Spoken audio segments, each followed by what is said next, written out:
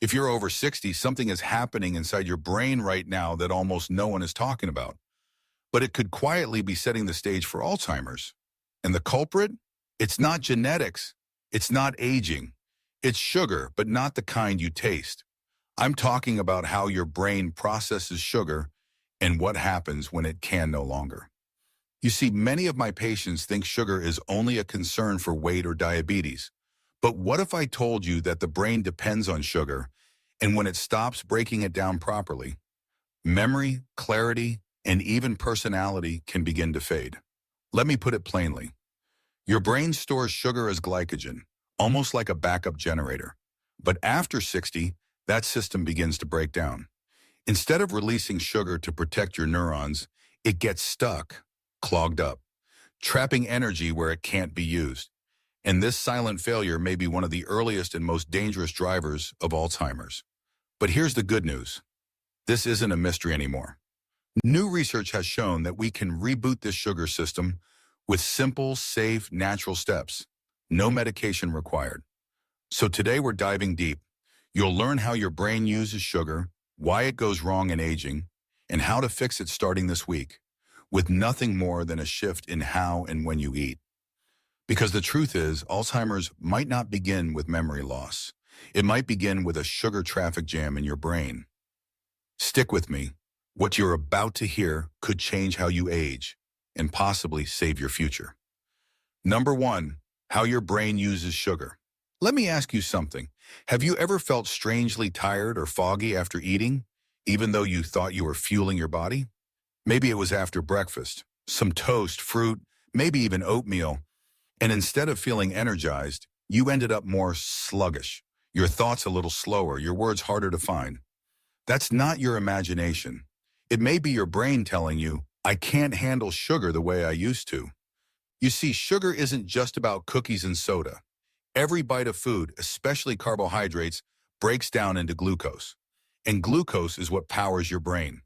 The brain uses about 20% of all the energy in your body. It's a sugar-hungry machine.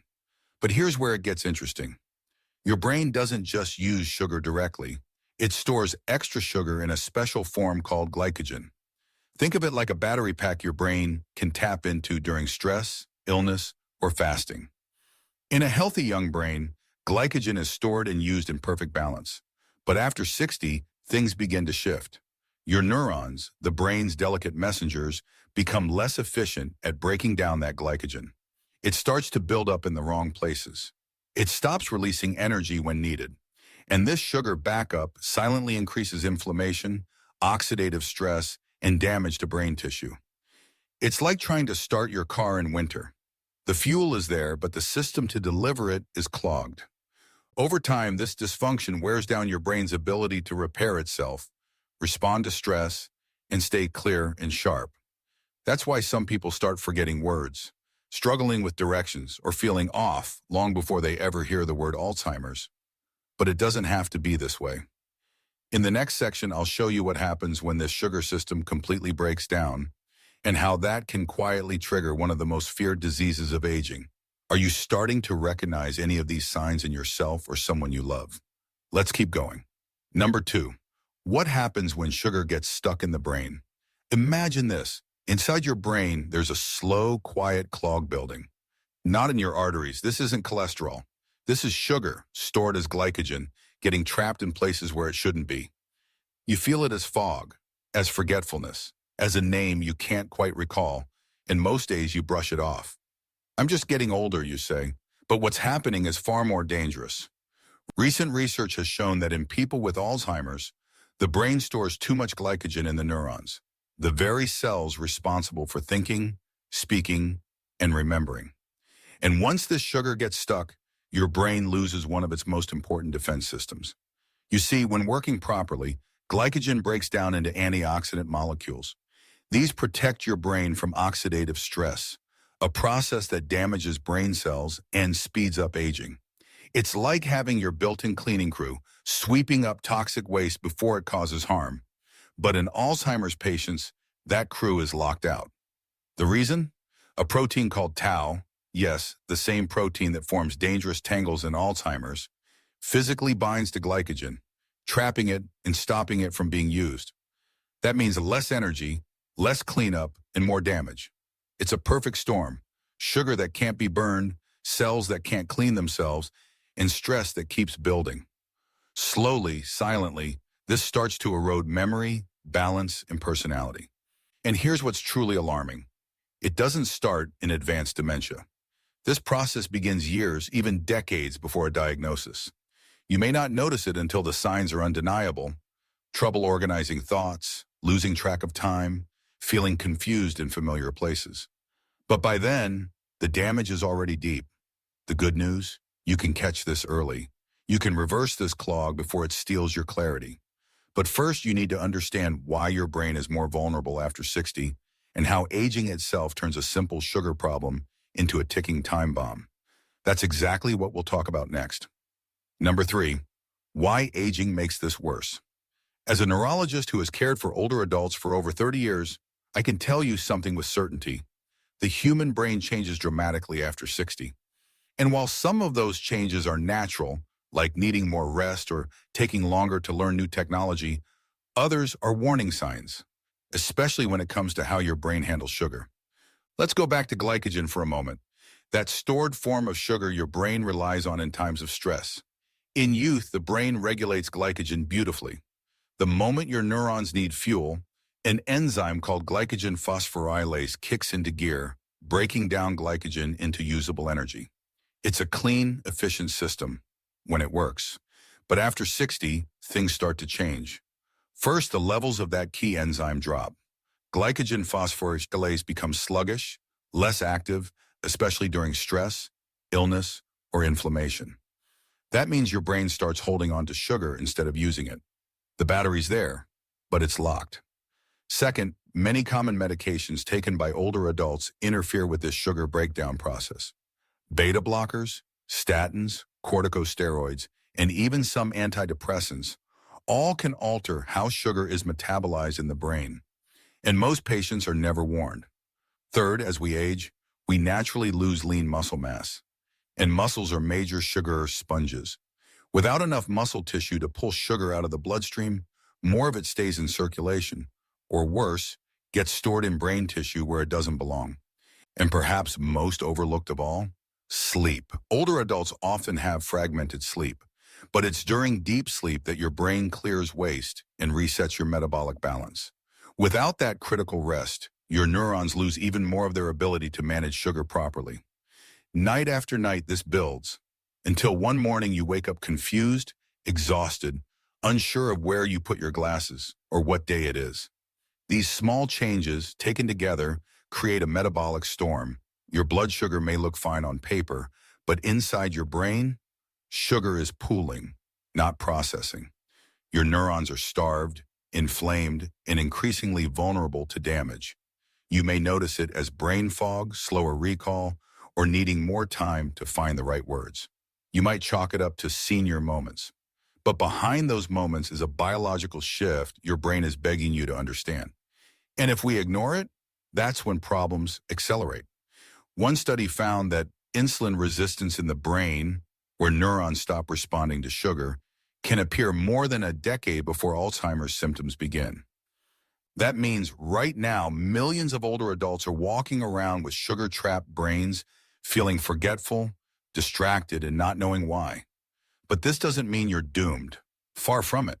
Because now that we understand how aging impacts sugar metabolism, we can work with it. We can activate glycogen breakdown naturally. We can restore enzyme function without drugs. And we can teach the brain to fuel itself more efficiently, even at 70, 80, or 90. So if you've been feeling mentally slower, if meals leave you tired instead of energized, if you've been told your labs look fine, but something still feels off, your brain might be asking for a different kind of fuel. The next step?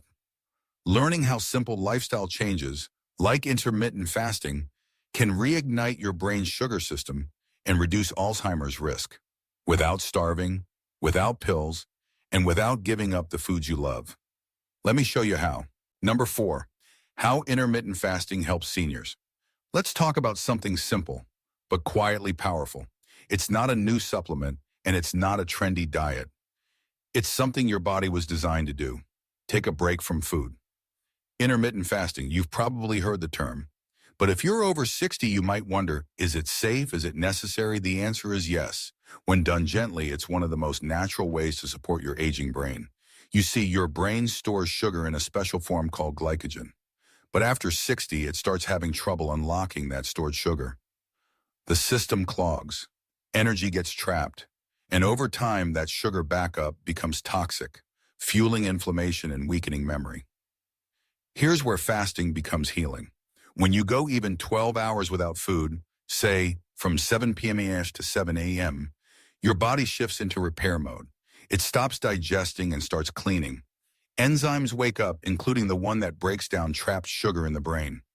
Inflammation drops, neurons relax, your mind clears, and you don't have to skip meals or go hungry. Simply avoiding late-night snacks and giving your body a consistent eating window can make a world of difference. Try this. Eat dinner by 6 or 7 p.m. and don't eat again until 8 or 9 the next morning. That's all. A gentle rhythm. Nothing extreme. Just time for your body to reset. I've seen patients improve their energy, focus, and sleep without medication just by honoring this rhythm. Now, I want to hear from you. Have you ever tried time-restricted eating? Have you felt a difference? Or maybe you've struggled with it. Please share in the comments. You never know who might be reading, who might feel encouraged by your honesty. Write something simple like, I tried this and felt better, or I'm thinking about trying it. This is a place of healing, a community of people facing the same questions you are, one day at a time. Because when you fast gently, you're not punishing your body. You're giving your brain what it's quietly asking for, space, calm, and a chance to restore itself. And that, more than anything, is what can help protect your memory for years to come. Coming up next, let's talk about those new weight loss medications everyone's buzzing about. Ozempic, Wegovy, and Mounjaro. Could they help your brain the way fasting does? Let's explore the truth together. Number 5. Are GLP-1 drugs the future for brain health? You've probably heard about them. Ozempic, Wegovy, Mounjaro. They're being called miracle drugs for weight loss, diabetes, and even aging. But recently, something surprising has come to light. These medications may also help protect the brain from Alzheimer's. Let's take a closer look. Together, these drugs belong to a class called GLP-1 receptor agonists. GLP-1 is a hormone your body naturally produces after meals. It helps regulate blood sugar, reduce appetite, and slow digestion. These medications mimic that hormone, helping stabilize blood sugar and reduce weight. But researchers are now seeing something unexpected. People taking GLP-1 drugs are showing lower rates of cognitive decline.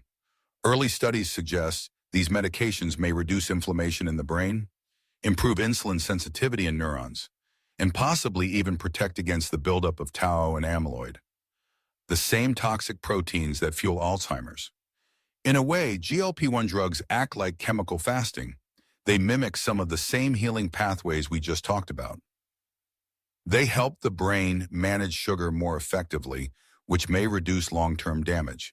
It's an exciting discovery, but we must approach it yet with caution. These medications are powerful. They're not for everyone, and they come with side effects, nausea, muscle loss from rapid weight changes, and in some cases, fatigue or mood changes. More importantly, weight loss isn't always healthy in older adults.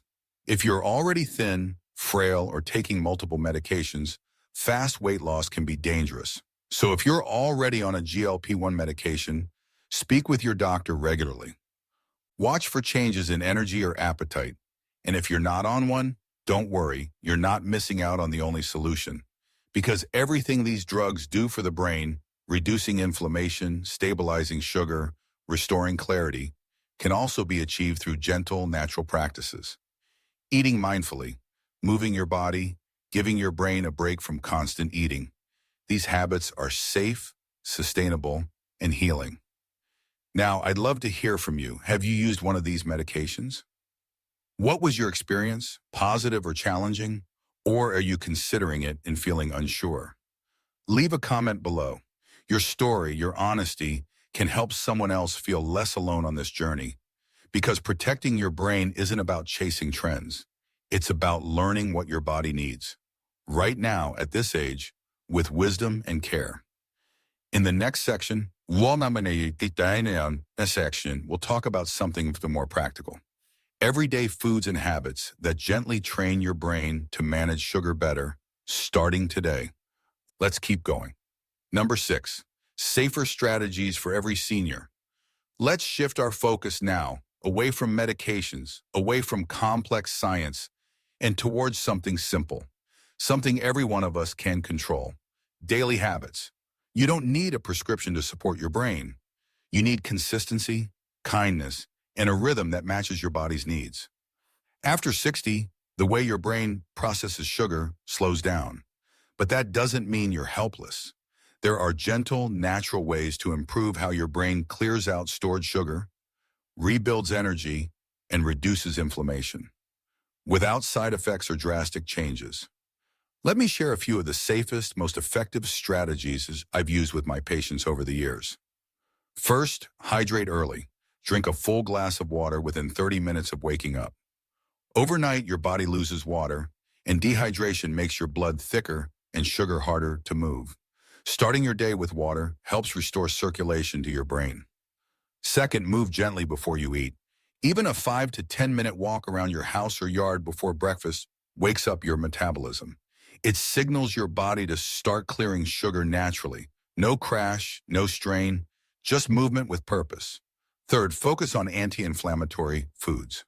Your brain loves things like olive oil, leafy greens, turmeric, wild salmon, avocado, and walnuts. These foods help reduce swelling in blood vessels and improve how neurons respond to glucose. Even small additions, like a sprinkle of cinnamon or a cup of green tea, can support better sugar balance. These are not fads.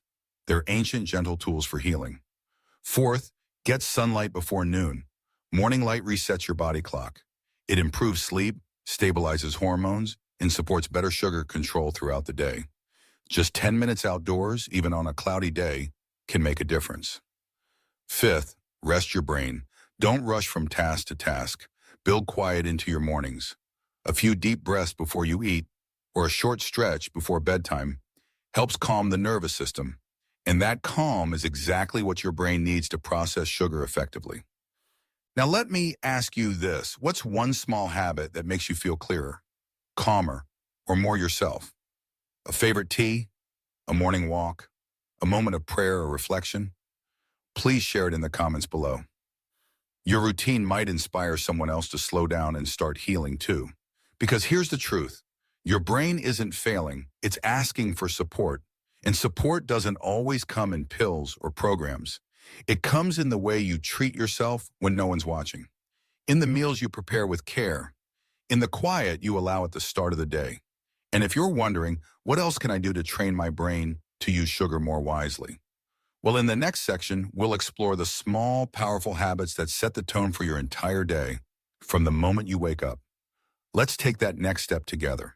Number 7, foods that hurt or help brain sugar balance. Let's talk about food, not just what you eat, but when and how you eat it. You see, after 60, your brain becomes more sensitive to sugar spikes. Foods that once gave you energy might now leave you foggy, tired, or even anxious. That's because your brain's ability to process sugar has changed. But most diets haven't changed with it. Some foods act like fuel, others act like fire. Let's start with the ones to be careful with. Foods that hurt brain sugar balance tend to digest quickly and spike glucose fast. White bread and pasta, processed breakfast cereals, fruit juices, even 100% juice, granola and healthy snack bars, even smoothies if they're all fruit and no protein. These foods may seem harmless, even nutritious. But for aging brains, they can lead to a sudden surge of sugar, followed by a crash that leaves neurons stressed and inflamed. That's not just fatigue, it's a signal. Your brain is struggling to keep up. Now, the good news, some foods stabilize sugar. That protects your neurons. That nourishes the mind and body without pushing your system too far. Foods that help include leafy greens like spinach, kale, and arugula. Healthy fats, olive oil, nuts, seeds, avocado. Low glycemic fruits, berries, pears, apples in moderation. Slow digesting grains like quinoa, barley, or steel-cut oats. Protein, eggs, beans, wild-caught fish, lean poultry. And it's not just what you eat, but how you pair it. Adding fat or protein to your meal slows down sugar absorption. For example, pair fruit with a handful of walnuts. Add olive oil to roasted vegetables. Have an egg with your toast instead of just jam. Think of it like this. Every bite is either helping your brain steady itself or adding to its load. Now let me ask you something personal. Have you ever felt more tired after a healthy meal than before it? Maybe a fruit smoothie made you feel foggy, or a bowl of cereal left you craving more 20 minutes later. If that sounds familiar, I invite you to share your experience in the comments. Write something simple like, I used to eat well, but it made me feel off. Or, I swapped my breakfast and I feel clearer now. You don't need to overhaul your entire diet. Just start by noticing, listening, adjusting. Your brain is still responsive, it's still learning, and it will thank you for feeding it with calm, balanced energy rather than quick burning fuel.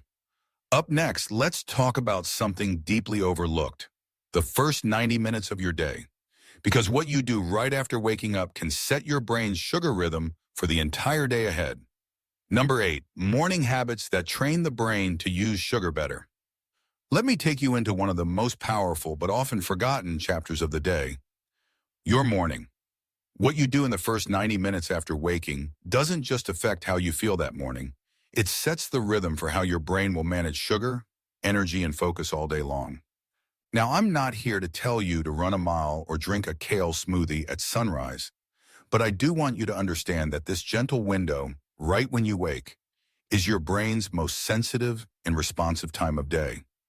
And what you do with it can either protect or disrupt its sugar balance. Let's begin with a very simple shift. Hydration. After the full night's sleep, your body is naturally dehydrated. Blood is thicker, circulation is slower, and sugar is more likely to clump in your system. Drinking a full glass of room temperature water within 30 minutes of waking helps restore fluid levels, improve circulation, and allow glucose to move smoothly, not spike. Next, move before you eat. Even 5 minutes of slow, steady movement, like walking in place, stretching by your window, or taking a few steps outdoors, can wake up your muscles and signal your brain to begin using sugar instead of storing it. It doesn't need to be intense, just intentional. Light exposure matters too. Open the curtains. Step outside if you can. Natural light, even on cloudy mornings, resets your brain's internal clock, improves your sleep cycle, and helps regulate blood sugar. This step alone can reduce inflammation and help stabilize mood and memory. And then calm your thoughts. We often wake up already mentally racing, but a few deep breaths, a short moment of silence, prayer or reflection tells your nervous system, we're safe, we're okay. That message has a direct impact on your hormones and by extension, your sugar response. Now let me give you something simple to try. A brain-friendly morning routine. Wake and drink a glass of water, 7:10 a.m. Stretch or walk for 5 minutes, 7:20 a.m. Open the blinds or step outside for a moment of morning light, 7:30 a.m. Sit quietly, breathe deeply, or write in a journal. Eat a balanced breakfast, protein plus healthy fat, gentle carbs. That's it. Nothing complicated. Just a steady beginning, and your brain will respond. Now, I know change isn't always easy, especially after a lifetime of routines, but you're not stuck, you're not broken, and you're not too late. Your brain still wants to heal. It still can. Even in your 60s, 70s, or 80s, your brain cells are capable of renewal, of rewiring, of balance. You don't need perfection, just small, steady changes that create a healing rhythm in your day. You've made it this far into the video, which tells me something beautiful.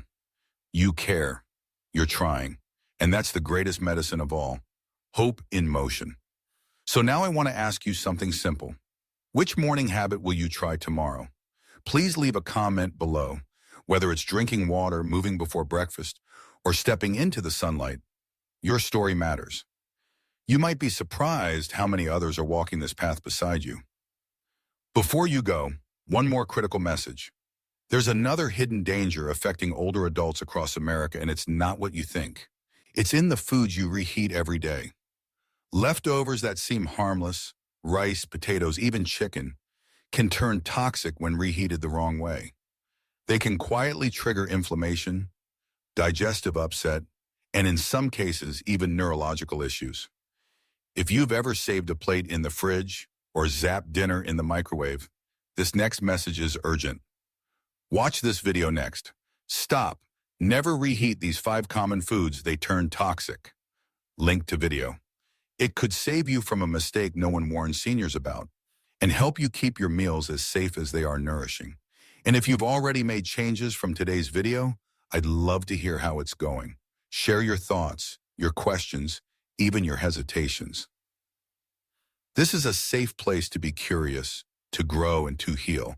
Thank you for trusting me to walk this path with you. Now let's keep learning together.